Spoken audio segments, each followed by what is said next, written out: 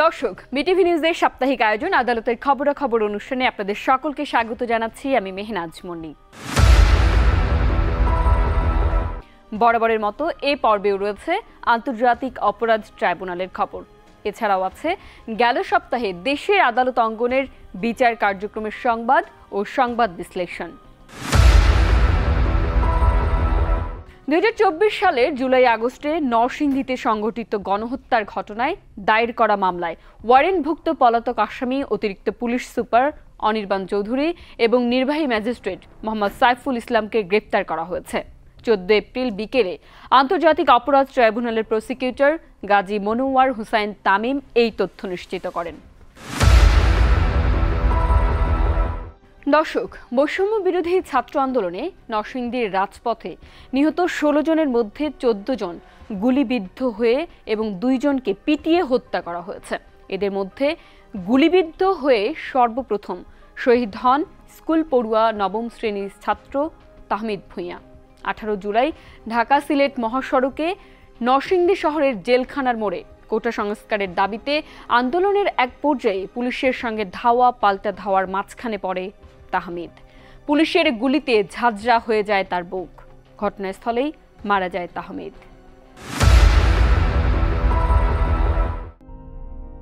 জুলাই আন্দোলনের ফ্যাসিস্ট সরকারের পুলিশ গুলি করে নির্মমভাবে হত্যা করে 15 বছরের এক কিশোরকে। হত্যা করেই কেবল ক্ষান্ত হয়নি স্বৈরাচারের দোসররা, উপরন্তু নিথর লাশের ওপরেও চালায় অনবরত গুলি। বলছিলাম জুলাই আন্দোলনে নরসিংদীর শহীদ তাহমিদ ভূঁইয়া তামিমের কথা। 2024 সালের 18 জুলাই নরসিংদীর জেলখানার মোড়ে গুলিতে ঝাঁঝরা করে দেওয়া হয় এই কিশোরের বুক। বৈষম্য বিরোধী ছাত্র আন্দোলনে নরসিংদীতে এই শহীদ 16 জনের মধ্যে সর্বপ্রথম শহীদ হন স্কুল পড়ুয়া নবম শ্রেণীর ছাত্র এই তাহমিদ ভূঁইয়া তামিম। 18 জুলাই দিনটি ছিল বৃহস্পতিবার। ওই দিন পরিবারের সঙ্গে দুপুরের খাওয়া শেষে কিছুক্ষণ কোরআন তেলাওয়াত করে তাহমিদ। এরপর ছোট বোনের সঙ্গে কিছুটা সময় খেলা করে রান্নাঘরে মায়ের সঙ্গে গল্প করে তাহমিদ। এ সময় তাহমিদ তার মাকে বলে, তুমি আমাকে ঢাকা যেতে দাও না কেন? এটিই ছিল মায়ের সঙ্গে তাহমিদের শেষ কথা। লাস্টে যাওয়ার আগে সে আমার সাথে দুষ্টুমি করছিল। তো আমার সাথে আমি আর ভাইয়া একসাথে শুয়া ফোন দেখতেছিলাম। তো ফোনের চার্জ শেষ হয়ে যাওয়ায় তো তারপর সে বাইরে আসছে। তো বাইরে আসার পর ও আমার সাথে দুষ্টুমি করছে কিছুক্ষণ। তো দুষ্টুমি করার পর সে ঘরের ভিতরে গিয়ে বসে আছে। তো তারপর হচ্ছে আম্মুর সাথে কথা বলতেছে। তো আম্মু বলতেছে যে তুমি আমার ঢাকা যাইতে দাও না, মেয়ে মানুষের মতো ঘরের মধ্যে বসায় রাখো, এগুলাই বলছে। এরপর বাড়ি থেকে বেরিয়ে তাহমিদ চলে যায় নরসিংদীর জেলখানা মোড়ে চলা আন্দোলনে। 18 জুলাই ঢাকা সিলেট মহাসড়কের ওই স্থানটিতে কোটা সংস্কার দাবিতে শিক্ষার্থীদের সঙ্গে চলছিল পুলিশের ধাওয়া পাল্টা ধাওয়া। পথে একজন প্রতিবেশী নিষেধ করলেও তা উপেক্ষা করে তাহমিদ ছুটে যায় আন্দোলনে। বেলা তখন বিকেল প্রায় 4টা ছুঁই। উত্তপ্ত নরসিংদী জেলখানা মোড়। একদিকে পুলিশের গুলি, অন্যদিকে শিক্ষার্থীদের প্রতিরোধ। তাহমিদ যুক্ত হয় আন্দোলনকারীদের সঙ্গে। এ সময় পুলিশের গুলিতে মুহূর্তেই ঝাঁঝরা হয়ে যায় তাহমিদের বুক। মুখ থুবড়ে রাস্তায় পড়ে যায় তাহমিদ। রক্ত ছড়তে থাকে তার শরীর থেকে। রাস্তা থেকে তাকে তুলে নরসিংদী জেলা হাসপাতালে নিয়ে যায় শিক্ষার্থীরা। ততক্ষণে এই পৃথিবী থেকে চিরবিদায় নেয় তাহমিদ ভূঁইয়া তামিম। শহীদ তাহমিদকে লাল সবুজের পতাকায় জড়িয়ে স্ট্রেচার সহ শহীদ মিনারের পথে হাঁটে ছাত্র জনতা।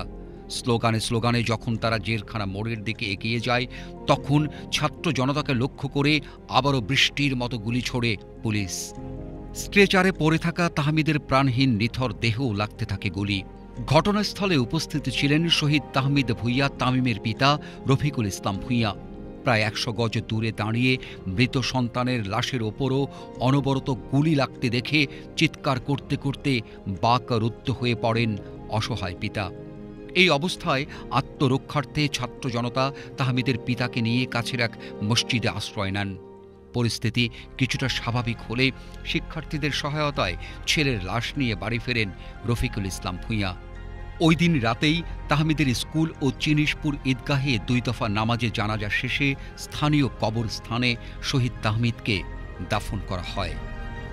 তাহমিদের স্বপ্ন ছিল বড় ক্রিকেটার হবার। দেশের স্বনামধন্য একজন ক্রিকেটার হবার তাহমিদের সেই স্বপ্নকে গুলিতে ছিন্ন ভিন্ন করে দিয়েছে ফ্যাসিবাদের দোসররা। চিরতরে শূন্য করে দিয়েছে শহীদ তাহমিদ ভূঁইয়া তামিমের পিতামাতার বুক।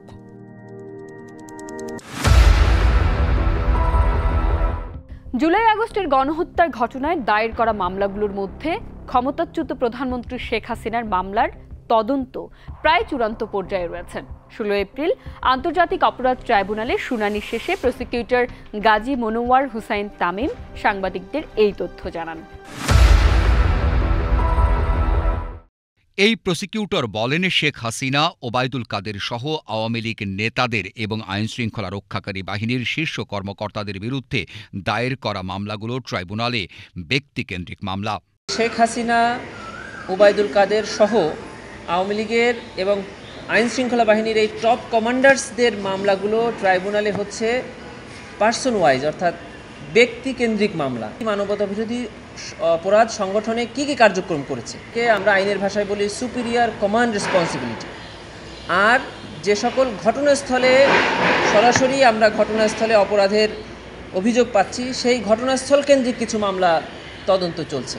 যেমন আশুলিয়ায় লাশ পোড়ানো মামলা, তারপর রামপুরায়, এরপরে চাংখারপুল, এগুলো হচ্ছে ঘটনাস্থলের মামলা। প্রসিকিউটর তামিম বলেন, যেসব মামলায় নৃশংসতা বেশি সেগুলোকে অগ্রাধিকার দেওয়া হচ্ছে। এ কারণে অন্যান্য মামলার তদন্ত কিছুটা ধীর গতিতে চলছে। তবে এর মানে এ নয় যে মামলাগুলো থেমে আছে। 2024 সালের অগস্ট এবং জুলাইয়ে সংগঠিত মানবতা বিরোধী অপরাধের অভিযোগে মহাখালী এলাকাতে সংগঠিত অপরাধে যেখানে 5 জন শহীদ হয়েছে, সেই ঘটনার মামলার নির্ধারিত তারিখ ছিল। এই মামলায় তদন্তকারী কর্মকর্তার পক্ষ থেকে 3 মাসের একটি সময়ের আবেদন করা হয়েছিল, যার প্রেক্ষিতে আমরা আজকে মাননীয় ট্রাইব্যুনালে একটি সময়ের আবেদন করি। সময়টি মঞ্জুর হয়ে আগামী 20/7/2025 তারিখ তদন্ত প্রতিবেদন দাখিলের দিন ধার্য করা হয়েছে।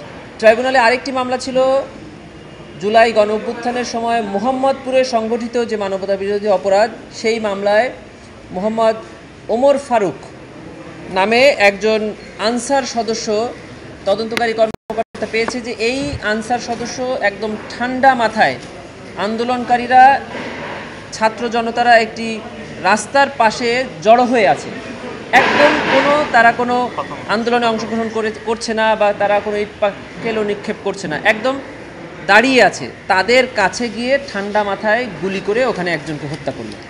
এই অভিযোগের ভিত্তিতে মোহাম্মদ ওমর ফারুক আনসার সদস্য, তাকে ট্রাইব্যুনালের আদেশে আইনশৃঙ্খলা বাহিনী গ্রেফতার করেছে। তাকে আমরা জিজ্ঞাসাবাদের আবেদন জানিয়েছিলাম। মাননীয় ট্রাইব্যুনাল এই আবেদন মঞ্জুর করে 27/4 তারিখে তদন্ত সংস্থায় তাকে জিজ্ঞাসাবাদের অনুমতি দিয়েছেন।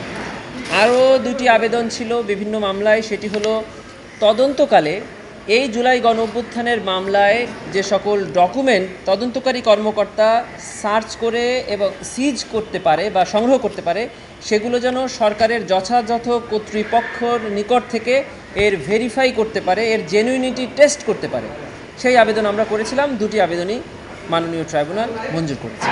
প্রতিটি মামলার জন্য আলাদা তদন্তকারী কর্মকর্তা নিয়োগ করা হয়েছে এবং তারা পৃথকভাবে তদন্ত পরিচালনা করছেন। আন্তর্জাতিক অপরাধ ট্রাইব্যুনালের প্রসিকিউটর গাজী মনোয়ার হোসাইন তামিম বলেন, জুলাই আগস্টের গণহত্যায় মহাখালীতে 5 জন শহীদের মামলার তদন্ত প্রতিবেদন আগামী 20 জুলাই দাখিলের দিন ধার্য করা হয়। মেঘনা গ্রুপ ও 71 টিভি চেয়ারম্যান মোস্তফা কামালের বিরুদ্ধে ট্রাইব্যুনালে অভিযোগ করেছেন হেফাজত নেতা মাওলানা মুশফিকুর রহমান। 2013 সালের 5 মে রাজধানীর মতিঝিলে শাপলা চত্বরে হেফাজতে ইসলামের নেতাকর্মীদের উপর গণহত্যায় উস্কে দেয় এই অভিযোগ দাখিল করা হয়। মঙ্গলবার হেফাজতে ইসলামের পক্ষে তিনি আন্তর্জাতিক অপরাধ ট্রাইব্যুনালের তদন্ত সংস্থায় লিখিত অভিযোগটি দাখিল করেন। অভিযোগে অপর আসামি হলেন 71 টেলিভিশনের ব্যবস্থাপনা পরিচালক তানভীর মোস্তফা। এবং বিভিন্ন লাইসেন্স দিতে হয়। অভিযোগে বলা হয় ৭১ টিভি ও মেঘনা গ্রুপ চেয়ারম্যান মোস্তফা কামাল তার পরিচালিত টিভি চ্যানেলের মাধ্যমে হেফাজতে ইসলামের রাজধানীর মতিঝিলের শান্তিপূর্ণ সমাবেশের হত্যাকাণ্ডে প্ররোচনা, উস্কানি, পরিকল্পনা ও অর্থায়নে তৎকালীন ফ্যাসিস্ট শেখ হাসিনা সরকারকে প্রচ্ছন্ন সহযোগিতা ও সমর্থন করেছিলেন। আন্তর্জাতিক অপরাধ ট্রাইব্যুনাল আইন ১৯৭৩-এর ৩-২ ও ৪-১ ও ৪-২ ধারা অনুযায়ী গণহত্যা ও মানবতা বিরোধী অপরাধের অভিযোগটি দায়ের করা হয়। বলা হয় ২০১৩ সালের ৫ মে হেফাজতে ইসলামের সমাবেশে যোগ দেয়া তৌহিদি জনতাকে সমূলে হত্যা বা আংশিক নির্মূল করার উদ্দেশ্যে দেশীয় বিভিন্ন ধরনের আগ্নেয়াস্ত্র দ্বারা আইনশৃঙ্খলা বাহিনী ও আওয়ামী লীগের নির্বিচারে গুলিবর্ষণ করে সাধারণ নিরীহ নিরস্ত্র হেফাজতে ইসলামের নেতাকর্মী ও তৌহিদি জনতাকে হত্যা, নির্যাতন, আটক ও গুমের মাধ্যমে হত্যা ও মানবতা বিরোধী অপরাধ সংগঠিত করা হয়। অভিযোগে আরও বলা হয়, দেশের নিরীহ ইসলামপন্থী ছাত্র জনতাকে আওয়ামী লীগের বিগত ১৬ বছর বিভিন্নভাবে হেয় প্রতিপন্ন করা, তাদের জঙ্গি হিসেবে প্রমাণ করার চেষ্টা করা সহ ফ্যাসিস্ট হাসিনার জঘন্য কার্যকলাপকে জায়েজ করতে যথেষ্ট ছিল মোস্তফা কামালের ৭১ টিভি, যার কারণে বিগত ১.৫ যুগ দেশের ওলামা সমাজের বিরুদ্ধে বিভিন্ন মিথ্যা মামলা দায়ের, গ্রেপ্তার এবং তাদের বিভিন্নভাবে রিমান্ডে নিয়ে নির্যাতন ও ব্যাপক হয়রানি করা হয়।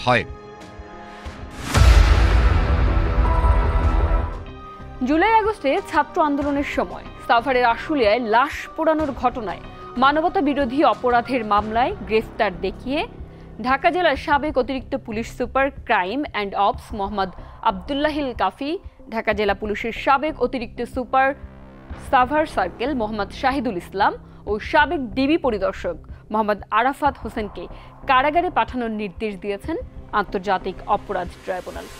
১৫ এপ্রিল আন্তর্জাতিক অপরাধ ট্রাইব্যুনালের চেয়ারম্যান বিচারপতি মোহাম্মদ গোলাম মর্তুজা মজুমদারের নেতৃত্বে ৩ বিচারপতির ট্রাইব্যুনাল এই আদেশ দেন। আদালতে আবেদনের পক্ষে শুনানি করেন প্রসিকিউটর মিজানুল ইসলাম। যাচ্ছে দিন, বাড়ছে মামলার সংখ্যা, কোনোভাবেই কমানো যাচ্ছে না মামলার জট। মামলা নিষ্পত্তির চেয়ে দায়েরের হার বেশি হওয়ায় এমন পরিস্থিতির সৃষ্টি। বিশেষজ্ঞরা বলছেন, অপ্রতুল বরাদ্দ, বিচারকের স্বল্পতার পাশাপাশি অবকাঠামোগত দুর্বলতা, মিথ্যা মামলা এবং আইনজীবীদের মুলতবি প্রবণতাও এই জন্য দায়ী।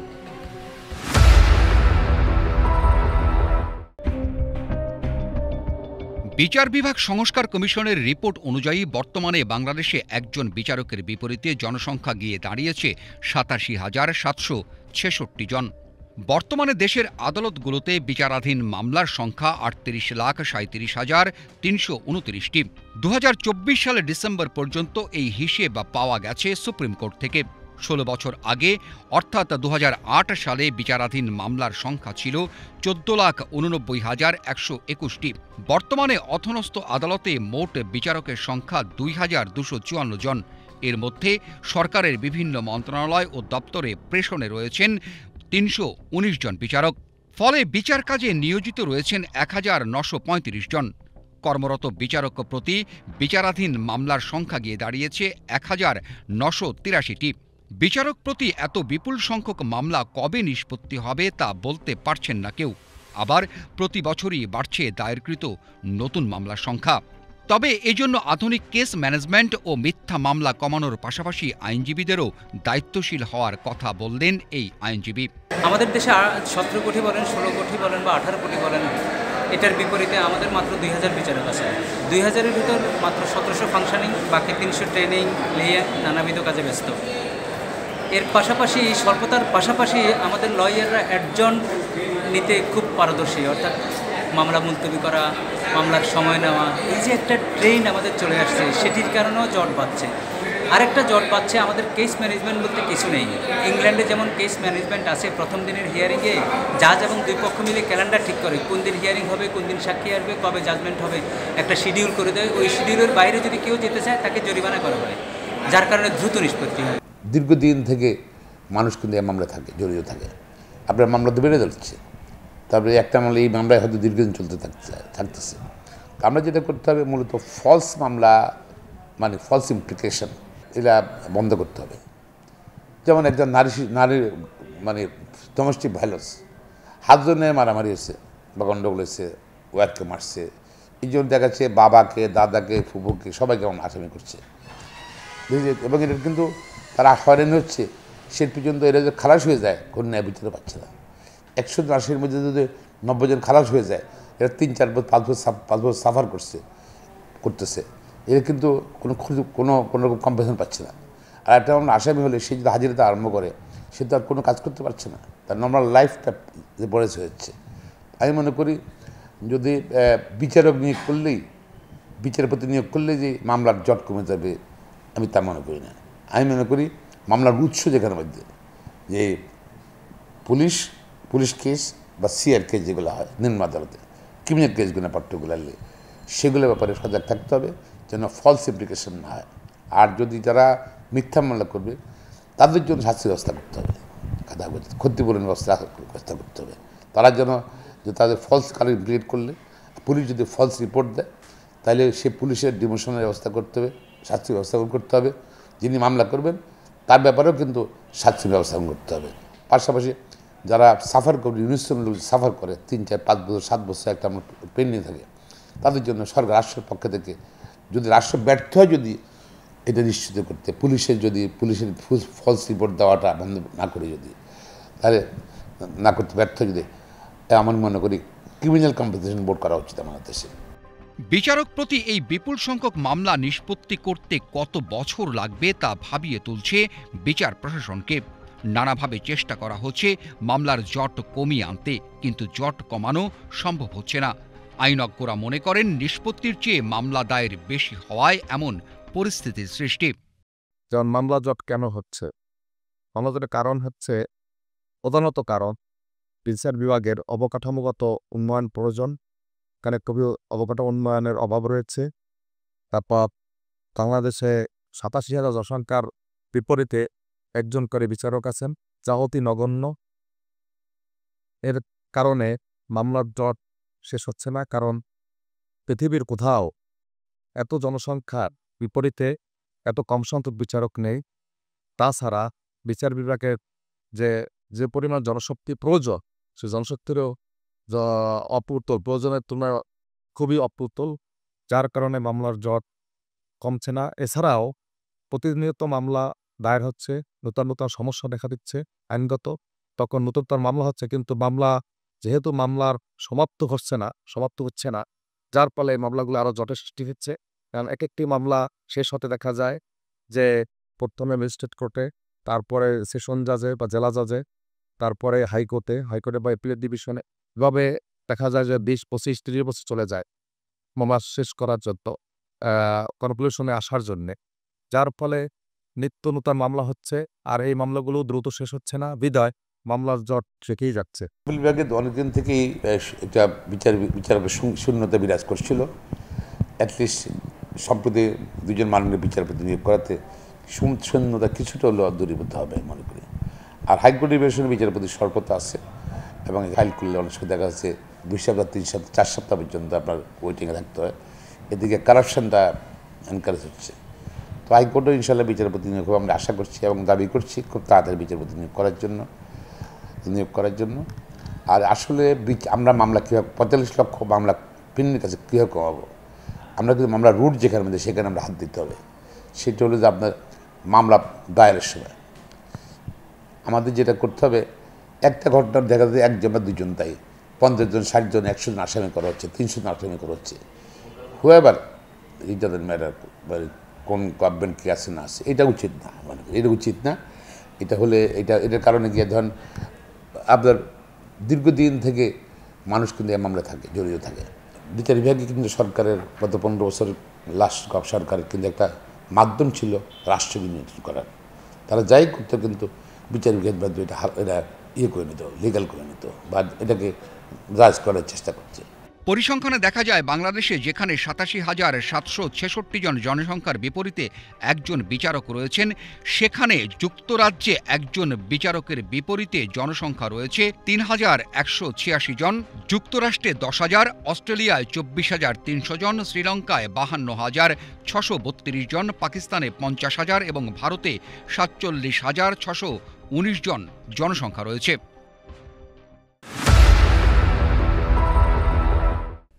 দর্শক, এবারে সারা দেশের আদালত অঙ্গনের অন্যান্য খবর। মাগুরার চাঞ্চল্যকর শিশু আসিয়া ধর্ষণের ঘটনায় দায়ের করা মামলার বিচার কাজ জুন মাসের মধ্যেই সম্পন্ন হবে। আইন উপদেষ্টা ডক্টর আসিফ নজরুল রোববার এক সংবাদ সম্মেলনে এই কথা জানান। মাগুরায় যে চাঞ্চল্যকর আসিয়ার ধর্ষণ ঘটনা ঘটেছিল, এটা পুলিশে ইতিমধ্যে চার্জশিট প্রস্তুত করেছে এবং আপনারা জানেন আমরা আইনগত যে পরিবর্তন এনেছি, পরিবর্তনের পর এই চার্জশিট দাখিল করার পর 90 দিনের মধ্যে বিচার কাজ সম্পন্ন করতে হবে।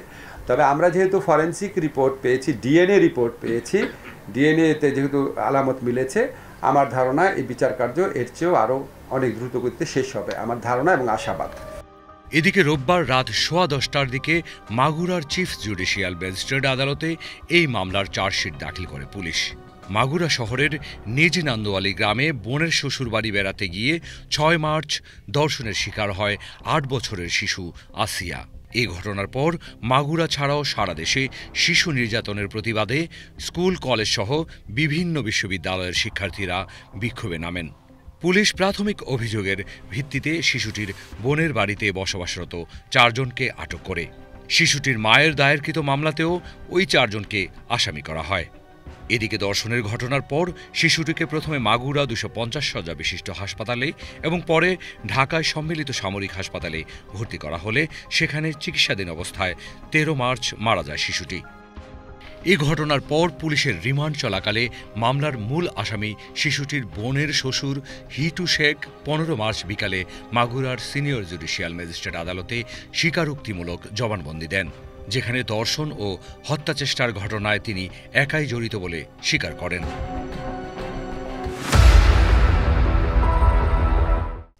সাবেক এলজিআরডি মন্ত্রী তাজুল ইসলামের স্ত্রী ফৌজিয়া ইসলামের একটি ফ্ল্যাট জব্দের আদেশ দিয়েছেন আদালত।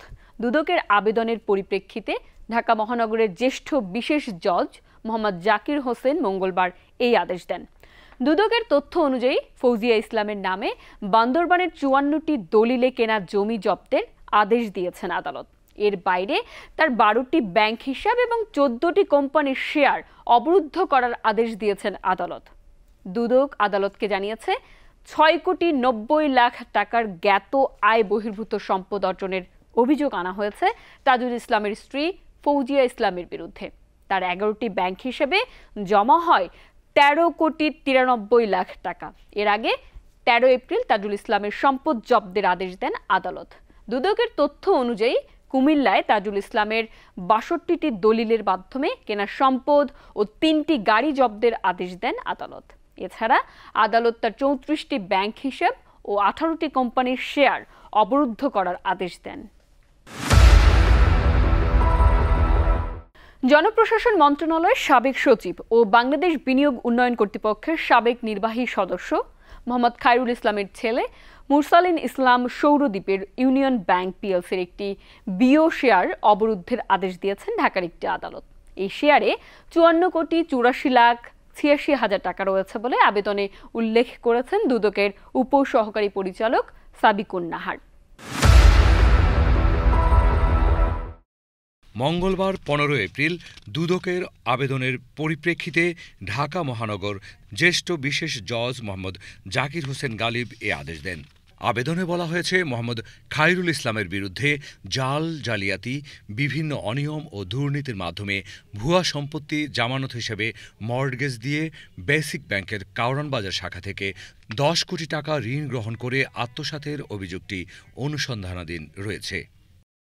আবেদনে আরও বলা হয়, খায়রুল ইসলাম তৎকালীন প্রধানমন্ত্রীর সহকারী একান্ত সচিব 1 হিসেবে ক্ষমতার অপব্যবহার করে অপরাধমূলক অসদাচরণের মাধ্যমে বাংলাদেশ ব্যাংকের বিআরপিডি সার্কুলার অনুসারে প্রতিজন ঋণ গ্রহীতাকে গৃহঋণ বাবদ সর্বোচ্চ 1 কোটি টাকা ঋণ দেওয়ার বিধান থাকলেও নিজের নাবালক 2 সন্তান রওশন শিপারিন মেঘমালা ও মোরসালিন ইসলাম সৌরদ্বীপের প্রত্যেকের নামে 2 কোটি টাকা করে 4 কোটি টাকা ঋণ নিয়ে নিজের অ্যাকাউন্টে স্থানান্তর ও রূপান্তরের মাধ্যমে অর্থ আত্মসাৎ করেছেন।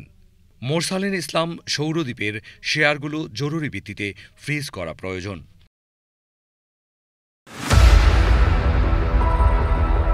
স্বাস্থ্য অধিদপ্তরের আলোচিত সাবেক গাড়ি চালক আব্দুল মালেকের 5 বছর এবং তার স্ত্রী নার্গিস বেগমকে 3 বছরের সশ্রম কারাদণ্ড দিয়েছেন আদালত। 16 এপ্রিল ঢাকার বিশেষ জজ আদালত 6-এর বিচারক জাকারিয়া হোসেন জ্ঞাত আয় বহির্ভূত সম্পদ অর্জনের অভিযোগে দুদকের করা মামলায় এই রায় দেন। চাইতে বড় মুখ্য বিষয় হচ্ছে যে রায়ের বিচারক দণ্ডের পাশাপাশি প্রত্যেককে 20,000 টাকা করে অর্থদণ্ড অনাদায়ে তাদের আরও 3 মাস করে বিনাশ্রম কারাভোগ করতে হবে বলে উল্লেখ করেন। এছাড়া আসামিদের জ্ঞাত আয় বহির্ভূত 1,10,93,050 টাকার সম্পদ রাষ্ট্রের অনুকূলে বাজেয়াপ্তের নির্দেশ দেওয়া হয়েছে বলে জানিয়েছেন দুদক প্রসিকিউটর আসাদুজ্জামান রানা। এদিন রায় ঘোষণার সময় মালেককে কারাগার থেকে আদালতে হাজির করা হয়, আর জামিনে থাকা নার্গিস বেগম আদালতে হাজির হন। এদিকে 13 এপ্রিল পিএসসির সেই গাড়ি চালক আবেদ আলীর ছেলে সৈয়দ সোহানুর রহমান সিয়ামের স্থাবর সম্পদ জব্দ ও অস্থাবর সম্পদ অবরুদ্ধের আদেশ দিয়েছেন আদালত। দুর্নীতি দমন কমিশনের করা এ সংক্রান্ত আবেদনের প্রেক্ষিতে রোববার ঢাকা মহানগর জ্যেষ্ঠ বিশেষ জজ জাকির হোসেন গালিবের আদালত এ আদেশ দেন।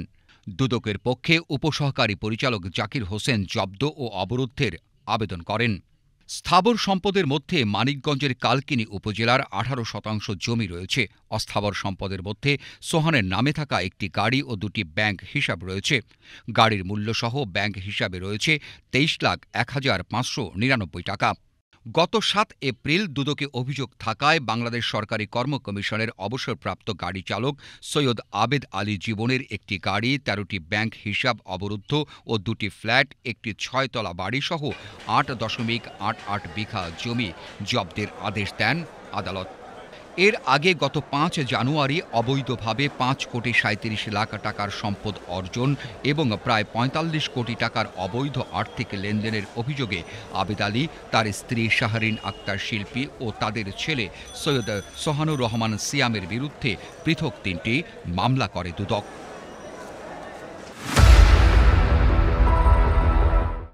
অবৈধ সম্পদ অর্জন ও সম্পদের তথ্য গোপনের মামলা থেকে খালাস পেয়েছেন বিএনপি চেয়ারপারসনের সাবেক উপদেষ্টা মোহাম্মদ মোসাদ্দেক আলী ফালু। অভিযোগ প্রমাণিত না হওয়ায় 13 এপ্রিল ঢাকার বিশেষ আদালত 5-এর বিচারক আব্দুল্লাহ আল মামুন খালাসের এই রায় দেন। 2007 সালের 8 জুলাই রাজধানীর মতিঝিল থানায় এ মামলা দায়ের করা হয়। পরের বছর 14 ফেব্রুয়ারি স্ত্রী মাহবুবা সুলতানা সহ ফালুর বিরুদ্ধে আদালতে চার্জশিট দাখিল করেন দুদকের তৎকালীন সহকারী পরিচালক জাহাঙ্গীর আলম। এরপর ফালু ও তার স্ত্রী হাইকোর্টে মামলা বাতিলের আবেদন করেন, যার কারণে দীর্ঘদিন মামলার বিচার কাজ বন্ধ থাকে। পরে হাইকোর্ট স্ত্রীর মামলা বাতিল করলেও ফালুর করা আবেদন খারিজ করে দেন। ফলে 2018 সালের 27 আগস্ট মামলাটিতে ফালু পলাতক থাকা অবস্থায় চার্জ গঠন করেন আদালত। মামলার অভিযোগে বলা হয়, দুর্নীতি দমন কমিশন সম্পদ বিবরণী দাখিলের নোটিশ 2007 সালের 18 ফেব্রুয়ারি ইস্যু করে। নোটিশের পরিপ্রেক্ষিতে মোসাদ্দেক আলী ফালু ওই বছরের 1 মার্চ আইনজীবীর মাধ্যমে সম্পদের হিসাব দাখিল করেন। দুদকের তদন্তে 45,66,08,866 টাকার সম্পদ জ্ঞাত আয় বহির্ভূত সম্পদ এবং 10,60,42,514 টাকার সম্পদের তথ্য গোপনের তথ্য পায়। 2004 সালে ঢাকা 10 আসনের উপনির্বাচনে মোসাদ্দেক আলী ফালু ধানের শীষ প্রতীক নিয়ে নির্বাচিত হয়েছিলেন। বৈষম্য বিরোধী ছাত্র আন্দোলনের পৃথক 3 মামলায় সাবেক 2 এমপি সহ 4 জনের বিভিন্ন মেয়াদে রিমান্ড মঞ্জুর করেছেন আদালত। 16 এপ্রিল ঢাকার মেট্রোপলিটন ম্যাজিস্ট্রেট মিনহাজুর রহমান পৃথক আদেশে এসব রিমান্ড মঞ্জুর করেন। রিমান্ডে যাওয়া আসামিরা হলেন ঝিনাইদহ 3 আসনের সাবেক সংসদ সদস্য নবী নেওয়াজ, ভোলা 4 আসনের সাবেক এমপি আব্দুল্লাহ আল ইসলাম জ্যাকব, পুলিশের সাবেক মহাপরিদর্শক আইজিপি চৌধুরী আব্দুল্লাহ আল মামুন এবং রাজধানীর যাত্রাবাড়ী থানার সাবেক ভারপ্রাপ্ত কর্মকর্তা আবুল হাসান। বৈষম্য বিরোধী ছাত্র আন্দোলনের সময় রাজধানীর রমনা থানা এলাকায় গৃহকর্মী লিজা আক্তারকে গুলি করে হত্যার ঘটনায় করা মামলায় ঝিনাইদহ 3 আসনের সাবেক সংসদ সদস্য ও আওয়ামী লীগের কেন্দ্রীয় কমিটির প্রেসিডিয়াম সদস্য নবী নেওয়াজের 5 দিনের রিমান্ড মঞ্জুর করেছেন আদালত। এছাড়া বৈষম্য বিরোধী আন্দোলনের সময় রাজধানীর ভাটারা থানাধীন নতুন বাজার এলাকায় হোটেলের কর্মচারী রোহানকে হত্যা চেষ্টার মামলায় আব্দুল্লাহ আল ইসলাম জ্যাকবের 3 দিনের রিমান্ড মঞ্জুর করেন আদালত। অপরদিকে রাজধানীর যাত্রাবাড়িতে শাওন তালুকদার নামের এক ব্যক্তি গুলিতে নিহত হওয়ার মামলায় সাবেক আইজিপি চৌধুরী আব্দুল্লাহ আল মামুনকে জিজ্ঞাসাবাদের জন্য 3 দিন এবং যাত্রাবাড়ি থানার সাবেক ওসি আবুল হাসানকে জিজ্ঞাসাবাদের জন্য 5 দিনের রিমান্ড মঞ্জুর করেন আদালত। দর্শক, দেখতে দেখতে আজকের আয়োজনের শেষ প্রান্তে চলে এসেছি। আজ এ পর্যন্তই। সবাই ভালো থাকুন, সুস্থ থাকুন, বিটিভি নিউজের সাথেই থাকুন। আল্লাহ হাফেজ।